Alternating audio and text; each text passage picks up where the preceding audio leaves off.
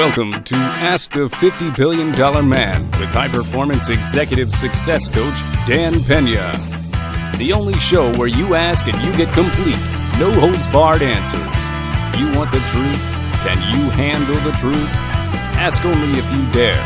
Head on to www.askthefiftyBillionDollarMan.com to submit your questions. And now, your host, Dan Peña. Hi kids, welcome to Ask the $50 Billion Man, and I'm looking forward to answering a lot of questions. I appreciate and thank you very much for the questions. Let's get started.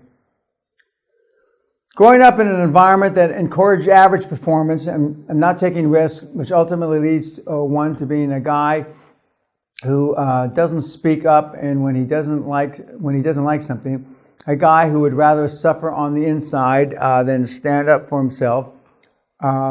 Which might lead to a fight breaking out. A guy who never got what he really wanted in life, always getting what second best or even lower, but never what he really wanted because he is too afraid to leave his comfort zone, and in a way doesn't feel he is worthy of what he really wants out of life. Basically a guy who is a cunt.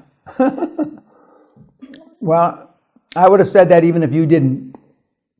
As you would say, how does one completely dispose of his cunt side and become a fearless alpha male like yourself? Not easily, young man. But it is possible. Again, you're the average of the 5 people that you were raised by. Well, we already know that wasn't so good.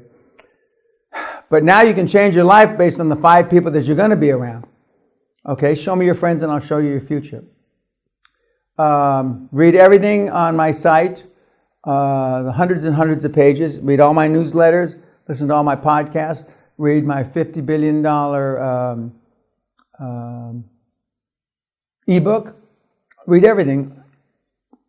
Build a list of goals, audacious goals. Build a list of positive, outrageous affirmations, and you can change. I don't disagree with the idea of following your passion and hobbies. Not hobbies, passion.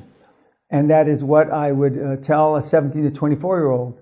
However, what do you say to someone who is a little bit more mature, 29 to 35, who realizes his or her hobbies, passion is based on a superficial and a materialistic mindset, such as modifying cars?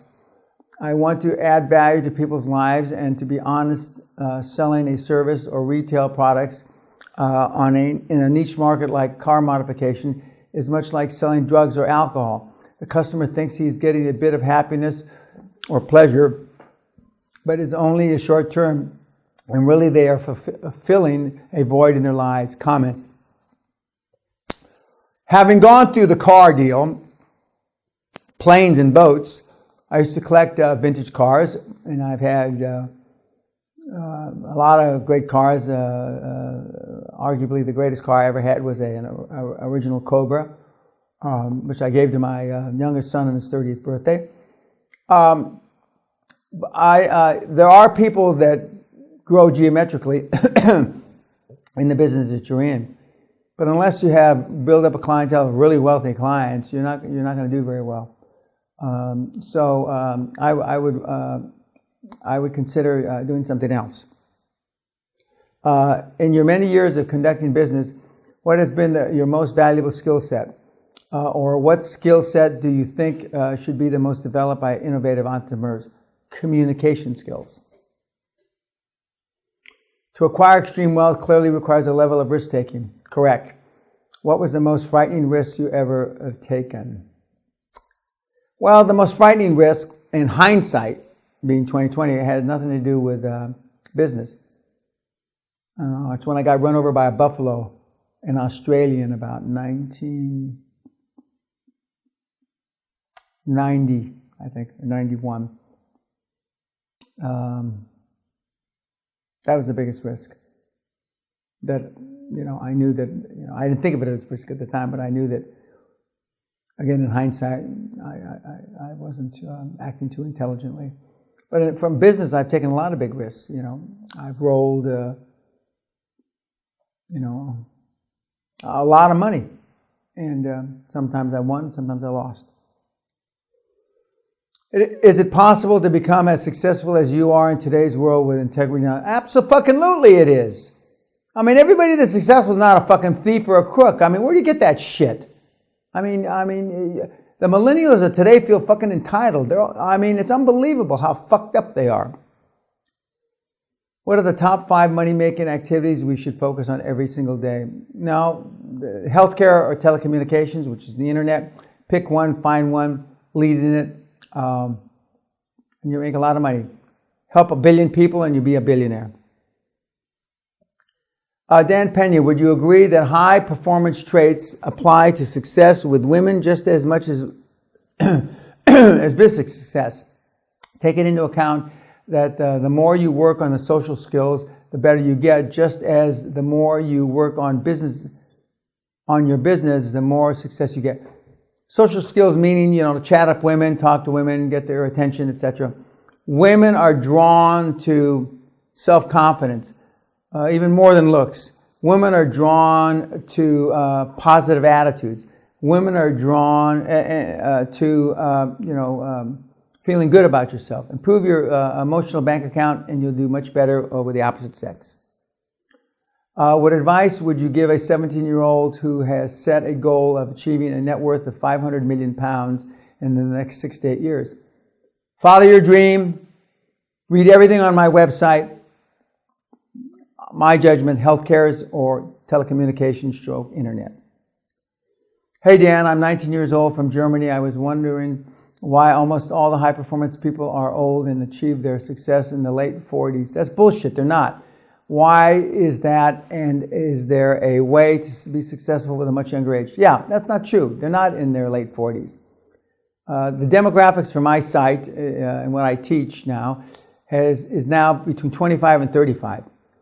It used to be between 35 and 45. In the last 10 years, it's gone down.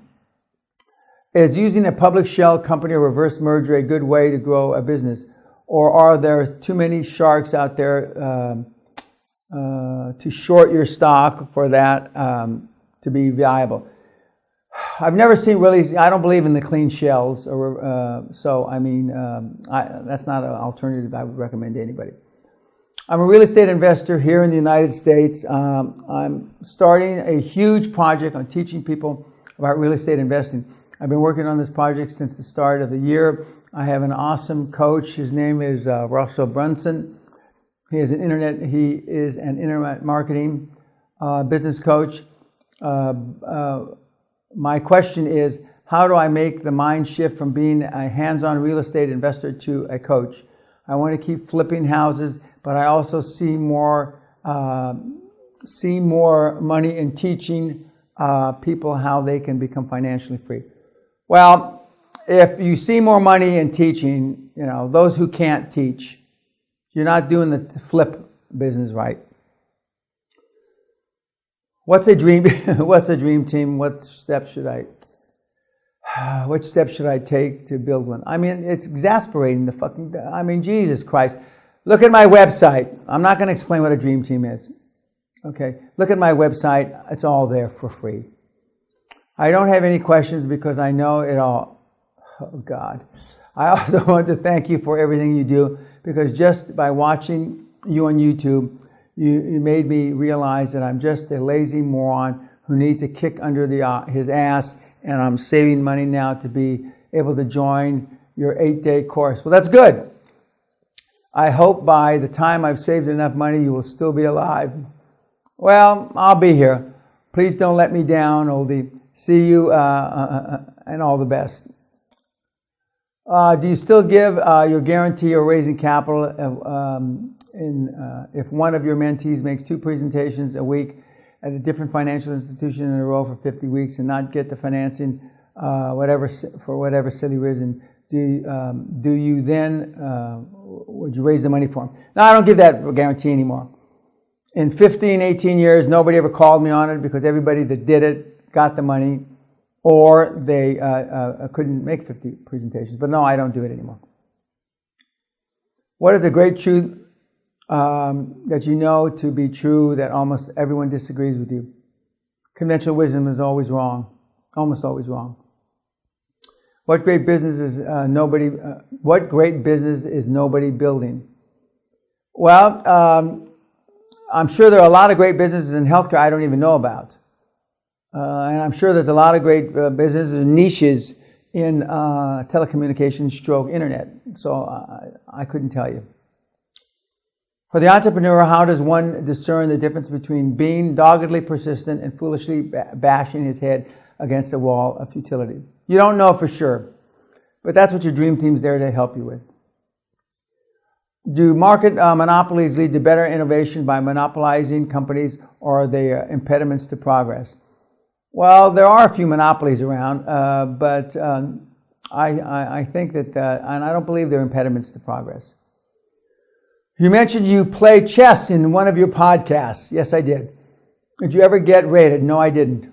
If so, what was your rating? Well, all I can tell you is about 20, I believe it was the late 80s. Chess games by the then world champion Russian came out, and they had levels 1 to 17, I think. And I beat the chess game at level 17, which was the Grand Master. I'm not purporting that I was a Grand Master. I'm not purporting that I was anything even close to a Grand Master. But I was a pretty good chess player, and I beat that machine at the Grand Master. And just so you understand the way I think, I never played chess again. Besides causing trouble as a youth, yes, I did. What were some of the hobbies and interests? Now, I'm going to answer this in a slightly different way. I come from the barrio, East Los Angeles. And my mother was an illegal alien who swam across, not swam, but she went across the Rio Grande River with her mother back in 1924 or 5, something like that. And when we lived in East LA, my dad was a starving policeman, cop. My mother knew intuitively, I guess, we never really had this discussion, but there were certain things that if you came from East LA, you didn't do as a kid. 1 was play tennis, 2 was know how to ballroom dance, and 3 was how to play golf.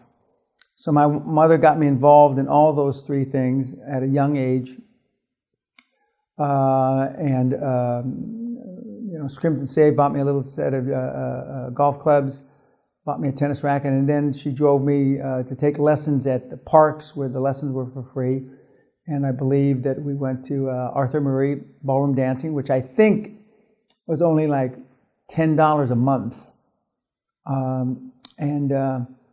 Those were my hobbies. I played tennis and golf until I was in my 40s and 50s, and golf into my 60s. It was quite amazing. I also saved stamps, now that I think about it, which not many kids in East LA did. Do you think that artificial intelligence will be more prevalent in the future? Abso-fucking-lutely, I do. What subject should the schools teach that they aren't currently? Leadership. And there are a few schools that do teach leadership.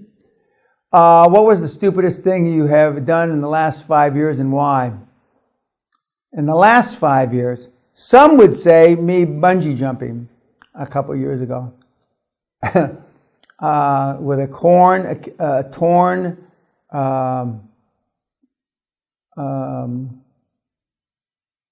Achilles.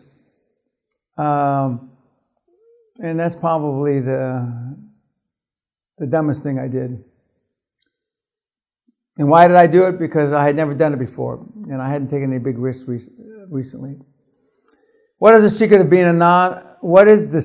being a non-high performer? There is no secret. It's just you have no focus, you're a lazy cunt, and you haven't found anything that you can be passionate about, and you hang around with losers. People often think about their regrets. Shouldn't the real regret of most people be that they didn't tell enough people to fuck off? Amen to that. Yes, that can be one of the regrets. That you didn't tell enough people to fuck off.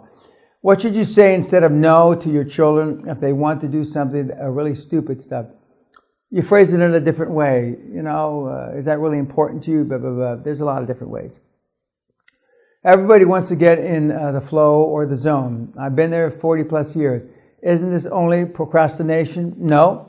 I mean, in my opinion, only dead fish go with the flow. What do you think? You're talking about two different flows, you fucking moron. Okay. In the flow is when you're a high energy person, not in the flow because all the other fucking mullets are doing it. Wake up, you stupid moron. How do I get a mentor to mentor me? What questions should I ask him? Look at my fucking website. Don't ask me such stupid questions.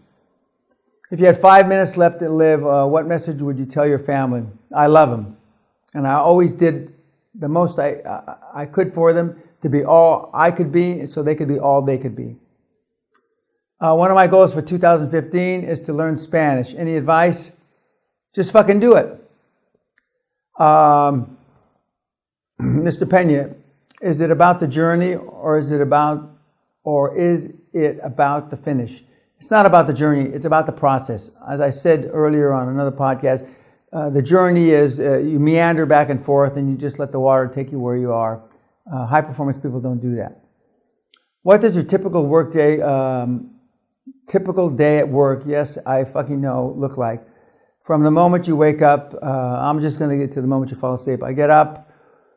I normally have, I drink half a liter of water, lemon water. I go down, do emails that have come in from the night before. I then look at the rest of my schedule for the day. I decide when I'm going to work out in the gym.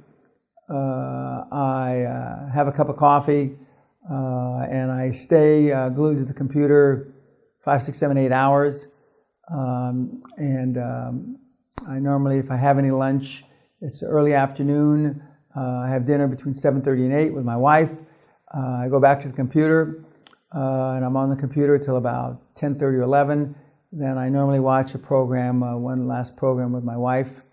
And if I'm going to have a drink, which isn't often, I have a drink then.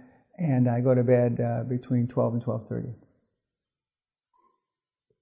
I'm not someone who understands city trading, stocks, and shares. My understanding is that if you do know what to do when you can build wealth in this way quickly. Question is, if you were stripped of your wealth today and were unable to trade on the stock market, I don't trade, not having the money or knowledge, what would be the first course of action you would take to regain your wealth and why?